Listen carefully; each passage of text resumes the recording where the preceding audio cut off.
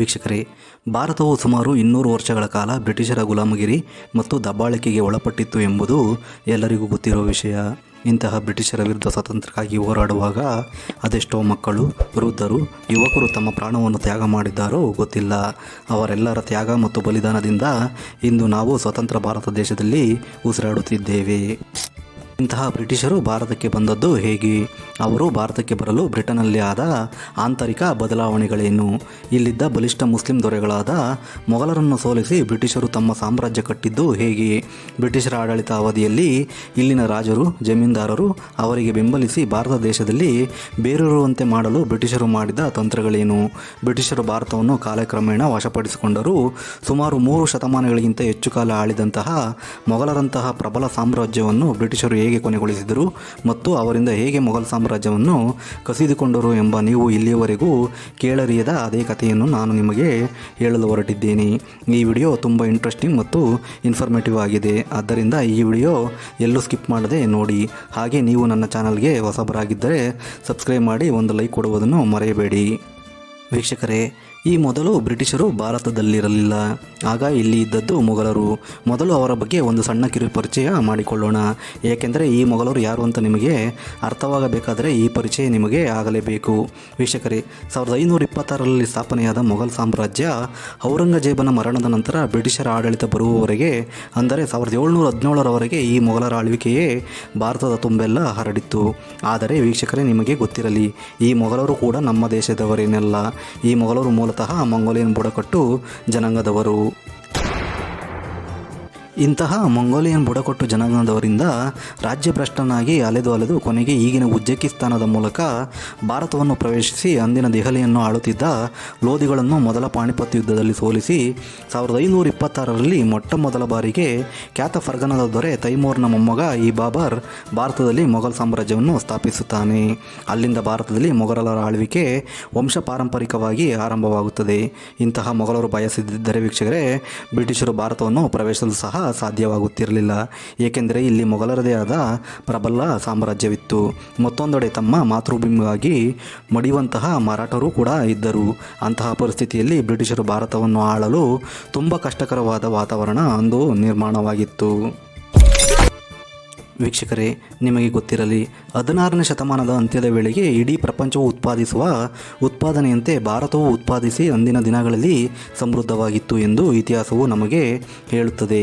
ಹಾಗಾದರೆ ನಮ್ಮ ಭಾರತ ಎಷ್ಟು ಉತ್ಪಾದಿಸುತ್ತಿತ್ತು ಗೊತ್ತಾ ವೀಕ್ಷಕರೇ? ಒಂದು ಅಂಕಿ ಅಂಶದ ಪ್ರಕಾರ ಪ್ರಪಂಚದ ಉತ್ಪಾದನೆ 4ನೇ 1 ಭಾಗದಷ್ಟು ಉತ್ಪಾದನೆಯನ್ನು ಅಂದು ಭಾರತ ಉತ್ಪಾದನೆ ಮಾಡುತ್ತಿತ್ತು.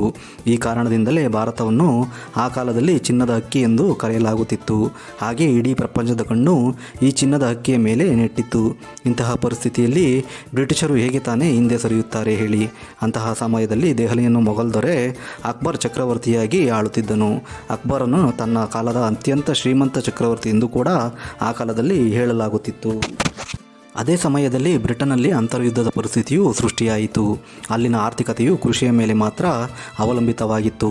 ಈ ಅಂತರ್ಯುದ್ಧದ ಸಂದರ್ಭದಲ್ಲಿ ಇಂಗ್ಲೆಂಡ್ ಪ್ರಪಂಚದ ಒಟ್ಟಾರೆ 3-4% ಮಾತ್ರ ಕೊಡುಗೆಯನ್ನು ನೀಡಲು ಸಾಧ್ಯವಾಯಿತು. ಮತ್ತು ಅದೇ ಸಮಯದಲ್ಲಿ ಪೋರ್ಚುಗಲ್ ಮತ್ತು ಸ್ಪೇನ್ ಬ್ರಿಟಿಷರಿಗಿಂತ ಹೆಚ್ಚಿನ ಪ್ರಗತಿಯನ್ನು ಸಾಧಿಸಿದ್ದವು. ಇಂತಹ ಸಮಯದಲ್ಲಿ ಬ್ರಿಟಿಷರಿಗೆ ಭಾರತದ ಬಗ್ಗೆ ತಿಳಿಯುತ್ತದೆ ಮತ್ತು ಈ ಸುದ್ದಿ ಶೀಘ್ರದಲ್ಲೇ ಬ್ರಿಟಿಷ್ ಸರ್ಕಾರಕ್ಕೆ ಕೂಡ ತಲುಪುತ್ತದೆ. ಎಲ್ಲಿಂದಲೂ ಬಂದ ಮೊಘಲರು ಭಾರತದ ಚುಕ್ಕಾಣಿ ಹಿಡಿದು ಅವರನ್ನು ಆಳುತ್ತಿದ್ದಾರೆ. ಅಲ್ಲಿನ ಸಂಪತ್ತನ್ನು, ಸುಖಭೋಗಗಳನ್ನು ಅನುಭವಿಸುತ್ತಾರೆ. ಇಂತಹ ಸಂಪತ್ತನ್ನು ನಾವು ಕೂಡ ಏನಾದರೂ ಮಾಡಿ ತಮ್ಮ ವಶ ಮಾಡಿಕೊಳ್ಳಬೇಕು. ಹಾಗಾಗಿ ಭಾರತವನ್ನು ನಮ್ಮ ವಶಕ್ಕೆ ತೆಗೆದುಕೊಳ್ಳಬೇಕೆಂದು ಸಂಚು ರೂಪಿಸುತ್ತಾರೆ. ನಂತರ 1602ರಲ್ಲಿ ಬ್ರಿಟಿಷರು ಒಟ್ಟಾಗಿ ಒಂದು ಕಂಪನಿಯನ್ನು ರಚಿಸುತ್ತಾರೆ. ಆ ಕಂಪನಿಗೆ ಈಸ್ಟ್ ಇಂಡಿಯಾ ಕಂಪನಿ ಎಂದು ಹೆಸರಿಡುತ್ತಾರೆ.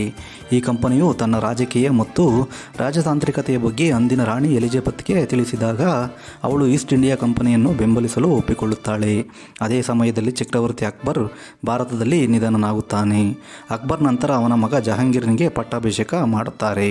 ಆಗ 1608ರಲ್ಲಿ ದೆಹಲಿಯ ಸಿಂಹಾಸನದಲ್ಲಿ ಬ್ರಿಟಿಷ್ ರಾಜತಾಂತ್ರಿಕತೆಯ ಅರಿವಿಲ್ಲದೆ ಅವರು ಭಾರತವನ್ನು ಆಳುತ್ತಿರುತ್ತಾರೆ. ಅದೇ ಸಮಯದಲ್ಲಿ ಇನ್ನೊಂದು ಕಡೆ ಕ್ಯಾಪ್ಟನ್ ವಿಲಿಯಂ ಹಾಕಿನ್ಸ್ ಗುಜರಾತ್ನ ಸೂರತ್ನಿಂದ ಭಾರತವನ್ನು ಪ್ರವೇಶಿಸುತ್ತಾನೆ. ಅವನ ಆಗಮನದೊಂದಿಗೆ ಬ್ರಿಟಿಷರ ಕರಾಳ ನೆರಳು ಭಾರತದ ಮೇಲೆ ಸುಳಿದಾಡಲು ಅಂದಿನಿಂದ ಪ್ರಾರಂಭಿಸಿಬಿಡುತ್ತದೆ. ಏಕೆಂದರೆ ಅಂದು ಬ್ರಿಟಿಷರು ಭಾರತದಲ್ಲಿ ಬ್ರಹ್ಮಾಂಡದ ಕೊನೆಯವರೆಗೂ ಎಂದಿಗೂ ಮರೆಯಲಾಗದ ಕರಾಳ ಇತಿಹಾಸವನ್ನು ಸೃಷ್ಟಿಸಿಬಿಡುತ್ತಾರೆ. ಬ್ರಿಟಿಷರು ಭಾರತಕ್ಕೆ ಬಂದ ಕೂಡಲೇ ಈಸ್ಟ್ ಇಂಡಿಯಾ ಕಂಪನಿ ಸ್ಥಾಪಿಸಲು ಪ್ರಸ್ತಾಪವನ್ನು ಮುಂದಿಡುತ್ತಾರೆ. ಈ ಉದ್ದೇಶದಿಂದ ಕ್ಯಾಪ್ಟನ್ ವಿಲಿಯಂ ಹಾಕಿನ್ಸ್ ಮತ್ತು ಅವರ ಕೆಲವು ಸಹಚರರು ಬಹಳ ಬೆಲೆ ಬಾಳುವ ಉಡುಗೊರೆಗಳೊಂದಿಗೆ ಜಹಾಂಗೀರನ ಆಸ್ಥಾನವನ್ನು ತಲುಪುತ್ತಾರೆ. ಆದರೆ ಆ ಸಮಯದಲ್ಲಿ ಚಕ್ರವರ್ತಿ ಜಹಾಂಗೀರ್ ಮೊದಲಿನಿಂದ ವ್ಯಾಪಾರದಲ್ಲಿ ತೊಡಗಿದ್ದ ಪೋರ್ಚುಗೀಸರ ವಿನಂತಿಯಂತೆ ಬ್ರಿಟಿಷರ ಪ್ರಸ್ತಾಪವನ್ನು ತಿರಸ್ಕರಿಸುತ್ತಾನೆ. ಆದರೆ ಬ್ರಿಟಿಷರು ತಮ್ಮ ಕಾರ್ಯದಲ್ಲಿ ಹಿಂದೆ ಸರಿಯುವುದಿಲ್ಲ. ನಂತರ ಚಕ್ರವರ್ತಿ ಜಹಾಂಗೀರ್ಗೆ ಹೊಸ ಹೊಸ ಉಡುಗೊರೆಗಳನ್ನು ನೀಡುತ್ತಲೇ ಇರುತ್ತಾರೆ. ಬ್ರಿಟಿಷರ ಅನೇಕ ಪ್ರಯತ್ನಗಳ ನಂತರ ಜಹಾಂಗೀರ್ ಬ್ರಿಟಿಷರಿಗೆ ಭಾರತದಲ್ಲಿ ವ್ಯಾಪಾರ ಮಾಡಲು ಅವಕಾಶ ಮಾಡಿಕೊಡುತ್ತಾನೆ. ವೀಕ್ಷಕರೇ, ಇಲ್ಲಿ ಈ ಒಂದು ತಪ್ಪು ಜಹಾಂಗೀರ್ ಮಾಡಿಲ್ಲವೆಂದರೆ ಅಂದು ಬ್ರಿಟಿಷರು ನಮ್ಮ ಭಾರತವನ್ನು ಆಳಲು ಸಾಧ್ಯವಾಗುತ್ತಿರಲಿಲ್ಲ. ಬಂದ ದಾರಿಗೆ ಸುಂಕ ಇಲ್ಲ ಅಂತ ಸ್ವಲ್ಪ ದಿನ ನೋಡಿ ವಾಪಸ್ ತಮ್ಮ ದೇಶಕ್ಕೆ ಹೋಗಿಬಿಡುತ್ತಿದ್ದರು. ಆದರೆ ಅದು ಹಾಗಾಗಲಿಲ್ಲ. ಮುಂದೆ ಬ್ರಿಟಿಷರ ಆಮಿಷಕ್ಕೆ ಒಳಗಾದ ಜಹಾಂಗೀರ್ ಬ್ರಿಟಿಷರಿಗೆ ಭಾರತದಲ್ಲಿ ಈಸ್ಟ್ ಇಂಡಿಯಾ ಕಂಪನಿ ತೆರೆಯಲು ಅವಕಾಶ ಮಾಡಿಕೊಟ್ಟು ಪರವಾನಗಿ ನೀಡಿಬಿಡುತ್ತಾನೆ. ನಂತರ ಬ್ರಿಟಿಷರು ಭಾರತದಲ್ಲಿ 4 ಕಾರ್ಖಾನೆಗಳನ್ನು ಸ್ಥಾಪಿಸುತ್ತಾರೆ. ಅವರು ವ್ಯಾಪಾರ ಮಾಡಲು ಅಂದಿನಿಂದ ಪ್ರಾರಂಭಿಸುತ್ತಾರೆ. ಆರಂಭದಲ್ಲಿ ಈ ಕಂಪನಿಗಳು ಭಾರತದ ಜನರಿಗೆ ಉದ್ಯೋಗವನ್ನು ನೀಡುತ್ತದೆ ಮತ್ತು ಅವರಿಗೆ ಉತ್ತಮ ಸಂಬಳವನ್ನು ಸಹ ನೀಡುತ್ತದೆ. ಇದರಿಂದಾಗಿ ಹಿಂದೂಸ್ತಾನವು ಆ ದಿನಗಳಲ್ಲಿ ಈಸ್ಟ್ ಇಂಡಿಯಾ ಕಂಪನಿಯಿಂದ ಹೆಚ್ಚು ಪ್ರಭಾವಿತವಾಗುತ್ತದೆ ಮತ್ತು ಅನೇಕ ಭಾರತೀಯ ಉದ್ಯಮಿಗಳು ಸಹ ಈ ಕಾರ್ಖಾನೆಗಳಿಗೆ ಸೇರಿಕೊಳ್ಳುತ್ತಾರೆ. ಭಾರತದಾದ್ಯಂತ ಈಸ್ಟ್ ಇಂಡಿಯಾ ಕಂಪನಿಯ ವ್ಯಾಪಾರ ಹೆಚ್ಚಾಗತೊಡಗುತ್ತದೆ. ಅವರು ಉತ್ತಮ ವ್ಯಾಪಾರದಿಂದಾಗಿ ಬ್ರಿಟಿಷರಲ್ಲಿ ದುರಾಸೆಯು ಕೂಡ ಹೆಚ್ಚಾಗತೊಡಗುತ್ತದೆ. ನಂತರ ಅವರು ಭಾರತದ ಅಧಿಕಾರವನ್ನು ಹಿಡಿಯಲು ಯೋಜನೆ ರೂಪಿಸುತ್ತಾರೆ. ಆ ಉದ್ದೇಶದ ಕಾರಣದಿಂದಾಗಿ 1686ರಲ್ಲಿ ಬ್ರಿಟಿಷರು ಮೊಘಲರ ವಿರುದ್ಧ ಯುದ್ಧವನ್ನು ಪ್ರಾರಂಭಿಸಿಬಿಡುತ್ತಾರೆ ಮತ್ತು ಔರಂಗಜೇಬನೊಂದಿಗಿನ ಆ ಯುದ್ಧದಲ್ಲಿ ಬ್ರಿಟಿಷರು ಹೀನಾಯವಾಗಿ ಸೋಲುತ್ತಾರೆ. ನಂತರ ಕಾದಾಡಿ ಹೋರಾಡಿ ಮೊಘಲರನ್ನು ಸೋಲಿಸಲು ಸಾಧ್ಯವಿಲ್ಲ ಎಂದು ಬ್ರಿಟಿಷರು ಈ ಸೋಲಿನಿಂದ ಒಂದು ವಿಷಯವನ್ನು ಅರ್ಥ ಮಾಡಿಕೊಂಡರು. ಅದಕ್ಕಾಗಿಯೇ ಅವರು ಹೊಸ ಹೊಸ ನೀತಿಯನ್ನು ಅನುಸರಿಸಲು ಪ್ರಾರಂಭಿಸಿದರು. ಆ ನೀತಿಯೇ ಒಡೆದು ಆಳುವ ನೀತಿ. ರಾಜರುಗಳ ನಡುವೆ ಹತ್ತಿಕ್ಕಿ ಬ್ರಿಟಿಷರ ತಮ್ಮ ಕಾರ್ಯಗಳನ್ನು ಸಫಲವಾಗುವಂತೆ ಮಾಡಿಕೊಳ್ಳುವಲ್ಲಿ ಈ ನೀತಿಯಿಂದ ಮುಂದೆ ಯಶಸ್ವಿಯೂ ಕೂಡ ಆಗುತ್ತಾರೆ. ನಂತರ ಔರಂಗಜೇಬನು ತನ್ನ ಮೇಲೆ ಯುದ್ಧ ಮಾಡಿದ ಬ್ರಿಟಿಷರಿಗೆ ಸ್ವಲ್ಪ ದಂಡವನ್ನು ವಿಧಿಸುವ ಮೂಲಕ ಅವರನ್ನು ಕ್ಷಮಿಸಿಬಿಡುತ್ತಾನೆ ಮತ್ತು ಅವರ ವ್ಯವಹಾರವನ್ನು ಅದೇ ರೀತಿಯಲ್ಲಿ ಮುಂದುವರಿಸಲು ಅವಕಾಶ ಮಾಡಿಕೊಡುತ್ತಾನೆ. ಆದರೆ ಅಂದು ಬ್ರಿಟಿಷರನ್ನು ಮೊಘಲರು ಕ್ಷಮಿಸಿದ್ದು ಅವರಿಗೆ ಅತ್ಯಂತ ದೊಡ್ಡ ಅಸ್ತ್ರವಾಗುತ್ತದೆ. ನಂತರ 1707ರಲ್ಲಿ ಔರಂಗಜೇಬನ ಮರಣದ ನಂತರ ಸಿಂಹಾಸನಕ್ಕಾಗಿ ಮತ್ತು ಸುಲ್ತಾನಗಿರಿಗಾಗಿ ಆಸ್ಥಾನದಲ್ಲಿ ಅನೇಕ ಜನರು ತಮ್ಮಲ್ಲೇ ಜಗಳವಾಡಲು ಪ್ರಾರಂಭಿಸಿಬಿಡುತ್ತಾರೆ ಮತ್ತು ಈ ಎಲ್ಲ ಹೋರಾಟದಿಂದಾಗಿ ಕೆಲವು ದುರ್ಬಲ ನಾಯಕರೇ ಮೊಘಲರ ಆಳ್ವಿಕೆಯನ್ನು ಸರಿಯಾಗಿ ನಡೆಸಲಾಗದವರೇ ಚಕ್ರವರ್ತಿಯೂ ಕೂಡ ಆಗುತ್ತಾರೆ. ಈ ಚಕ್ರವರ್ತಿಗಳು ಯಾವುದೇ ಅನುಭವವನ್ನು ಸಹ ಹೊಂದಿರಲಿಲ್ಲ.